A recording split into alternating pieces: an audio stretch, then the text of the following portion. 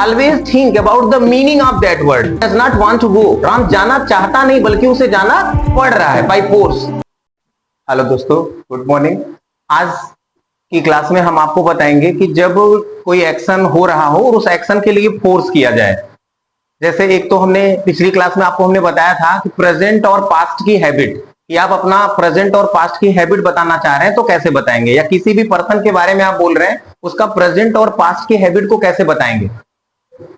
तो उसमें हमने आपको बताया था वर्ब के फर्स्ट फॉर्म और वर्ब के फिफ्थ फॉर्म की हेल्प से हम प्रेजेंट में एक्शन शो करते हैं और वर्ब के सेकेंड फॉर्म से हम पास्ट की हैबिट को शो करते हैं। आज की इस वीडियो में हम आपको बताएंगे कि कैसे कोई कर्ता कार्य को करना नहीं चाह रहा है, फोर्स किया जा रहा है, उसे ऐसा लग रहा है कि उसे करना पड़ रहा है। इस भाव को व्यक्त करने के लिए हम क्या करेंगे, तो आइए शुरू करते हैं। अगर हम वर्तमान में बात करें तो वर्तमान में हम लिखते हैं हैज टू और हैव टू।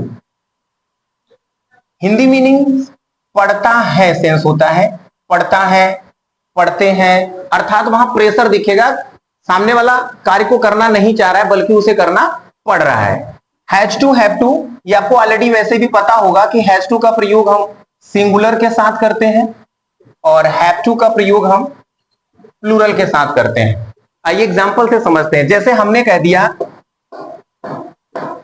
राम को बाजार जाना पड़ता है। थोड़ा सा आप यहां ध्यान देंगे, अगर हम बोले कि राम बाजार जाता है मींस ये राम की हैबिट हुई, राम का एक्शन हुआ। लेकिन अगर हमने सेंटेंस कहा कि राम को बाजार जाना पड़ता है means Ram does not want to go, Ram जाना चाहता नहीं बल्कि उसे जाना पड़ रहा है बाय फोर्स। तो ऐसे भाव को व्यक्त करने के लिए आप सिंगुलर सब्जेक्ट के साथ में हैज टू का प्रयोग कर दीजिए और प्लूरल सब्जेक्ट के साथ में हैव टू का प्रयोग कर दीजिए। तो ये सेंटेंस ट्रांसलेट करेंगे तो ये हो जाएगा Ram has to go to market.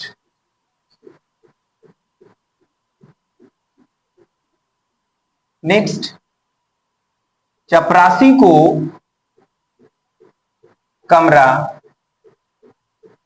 साफ करना पड़ता है।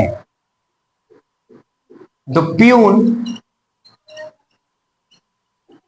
Has to sweep the room. अगर सब्जेक्ट प्लूरल हो जाए, जैसे लड़कों को प्रतिदिन विद्यालय जाना पड़ता है। The boys have to go to school daily. बस आपको यह ध्यान रखना है कि अगर सब्जेक्ट सिंगुलर है तो आप हैज टू का प्रयोग कर दीजिएगा, अगर सब्जेक्ट प्लूरल है तो आप हैव टू का प्रयोग कर दीजिएगा। हैज टू और हैव टू के साथ में वर्ब का फर्स्ट फॉर्म लिखा जाएगा। इस स्ट्रक्चर पे अगर हम ध्यान दें तो स्ट्रक्चर हमारा होगा सब्जेक्ट के अकॉर्डिंग। अगर सब्जेक्ट सिंगुलर है तो हैज टू, अगर सब्जेक्ट प्लूरल है तो हैव टू, के बाद वर्ब का first form, after that object, other words. ये स्ट्रक्चर आपको मिल जाएगा सिंपल साधारण वाक्य अफर्मेटिव सेंटेंस बनाने के लिए।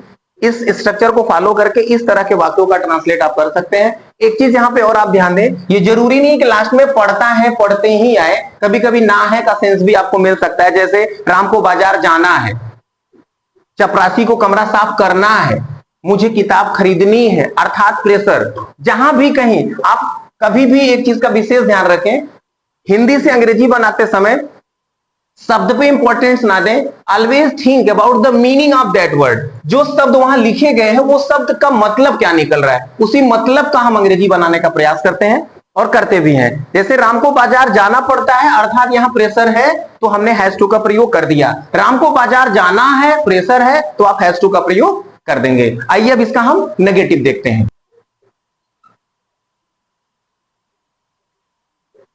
इस भाव के लिए जब आप नेगेटिव सेंटेंस बनाएंगे, इसके पहले भी आपने अगर टेंस वगैरह पढ़ा होगा, जब भी आप नेगेटिव सेंटेंस बनाते हैं तो रूल क्या होता है नेगेटिव सेंटेंस का, कि हम हमेशा हेल्पिंग वर्ब के बाद नॉट ऐड कर देते हैं। किसी भी वाक्य का जब आप नेगेटिव करते हैं तो हेल्पिंग वर्ब के बाद नॉट कर देते हैं। यहां पे आपको एक चीज का ध्यान रखना है, जैसे हमने कह दिया कि वह उसे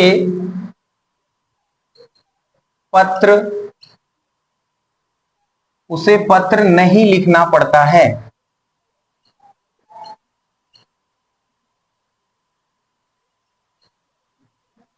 उसे पत्र नहीं लिखना पड़ता है। अब जनरली अनुवाद कर दिया जाता है he has not to write letter. एक चीज का आप ध्यान देंगे, आम बोलचाल में आपने कह दिया लेकिन ग्रामेटिकली ये सेंटेंस रॉन्ग माना जाएगा। तो ऐसे वाक्य को इस तरीके से ट्रांस करने से आप बचें। कभी भी आप हैज के बाद नॉट और हैव के बाद नॉट लगा के टू लिखने का प्रयास ना करें।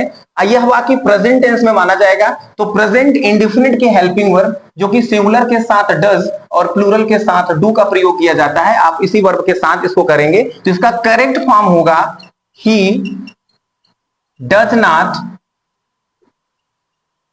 Have to write a letter.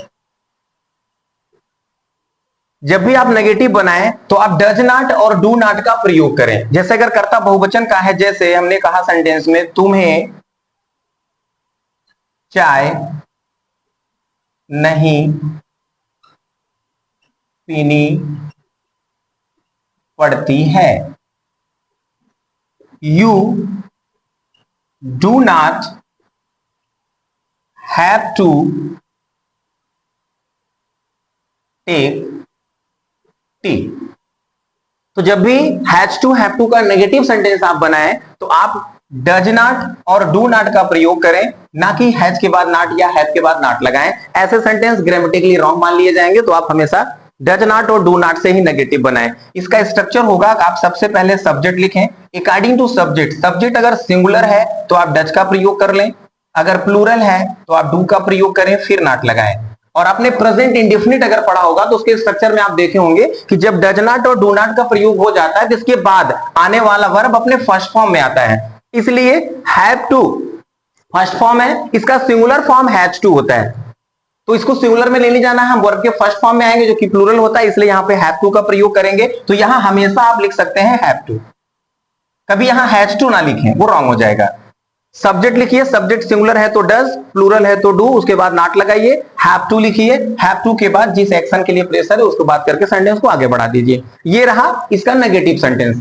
अब स्ट्रक्चर इसी प्रकार से अगर आप आगे बढ़ते हैं तो इंट्रोगेटिव में आपको ज्यादा दिक्कत नहीं लेनी है, बस केवल ये करना है कि हेल्पिंग वर्ब को आपको पता होगा कि इंट्रोगेटिव टू टाइप्स का होता है। एक ऐसा प्रश्नवाचक वाक्य जिसका हम ट्रांसलेट करते समय साइक्रिया को बाहर कर देते हैं। ये ध्यान रखिएगा कब करना होगा, जब कोई भी इंट्रोगेटिव सेंटेंस आपके सामने है और उसका आंसर आप यस या नो में कर पा रहे हैं।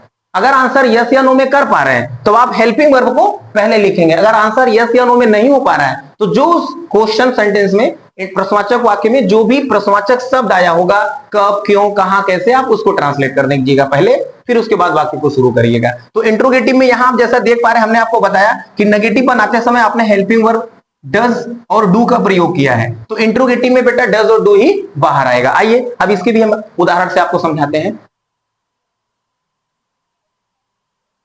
इंट्रोगेटिव में क्रिया पहले करके, जैसे do they have to eat meat. Do they have to eat meat, क्या उन्हें मांस खाना पड़ता है? डू को बाहर कर दीजिए। अगर सिंगुलर सब्जेक्ट हो, does he have to eat meat, क्या उसे मांस खाना पड़ता है? अगर प्रश्नवाचक शब्द आ जाएगा तो आपको पता होगा इसी के पहले आप क्या ऐड कर देंगे, क्वेश्चन वर्ड। जैसे why do they have to eat meat, उन्हें मांस क्यों खाना पड़ता है? अगर क्या शब्द पहले यस या नो टाइप्स का इंट्रोगेटिव होगा तो आप हेल्पिंग वर्ब को पहले करेंगे, और अगर प्रश्नवाचक शब्द आ गया, कोई भी प्रश्नवाचक शब्द होगा, उसको आप पहले कर देंगे। आई होप आपको समझ में आया होगा। एक बार हम फिर से आपको बता देना चाहेंगे कि जब किसी भी सब्जेक्ट के ऊपर प्रेशर दिया जाए, कोई एक्शन ऐसा जो वो करना ना चाहे उसे करना पड़े, वहां पे सिंगुलर के साथ हैज टू और प्लूरल के साथ आप हैव टू का प्रयोग करिए। नेगेटिव बनाते समय इनके साथ डायरेक्ट नॉट लगाने से आप बचे, आप सिंगुलर के साथ डज नॉट और प्लूरल के साथ डू नॉट का प्रयोग करें। क्या शब्द पहले होने पे सब्जेक्ट के अकॉर्डिंग डज डू को पहले लिखें, प्रश्नवाचक शब्द। ये स्ट्रक्चर अगर आपने टेंस पढ़ा होगा तो वहां भी यही बताया गया होगा, स्ट्रक्चर वही रहेगा। आई होप आप सबको समझ में आया होगा। इसके पास्ट और फ्यूचर पे भी अगले वीडियो में हम बात करेंगे। Thank you.